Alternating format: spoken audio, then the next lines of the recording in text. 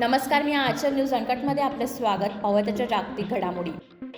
गाझामध्ये Hamas विरुद्ध सुरू असलेले युद्ध आणखी बरेच महिने सुरू राहणार. इस्रायल डिफेन्स फोर्सेसचे मुख्य लेफ्टनंट जनरल हेर्जी हालेवी यांचं वक्तव्य.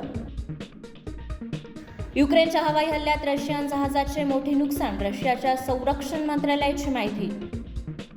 हमास सोबतच्या युद्धामुळे इस्रायलच्या अर्थव्यवस्थेवर मोठा परिणाम. 2% घसरण अपेक्षित. कमांडर मोसावीच्या हत्येचा बदला घेणार. इराणचा इशारा. मायक्रोसॉफ्टचे सध्या नडेला ठरले जगातील सर्वोत्कृष्ट सीईओ.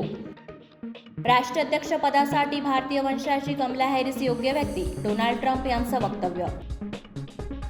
5 महिन्यानंतर चंद्रावर लँड होणार जपानचे यान. भारताचे चंद्रयान 3 पोहोचले होते फक्त 40 दिवसात.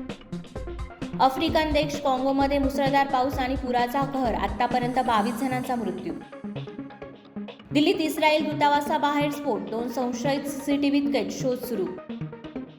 आणि ऑस्कर विजेता पॅरासाइट फेम ली सन क्यूनचं निधन. संशयास्पद आढळला मृतदेह. धन्यवाद.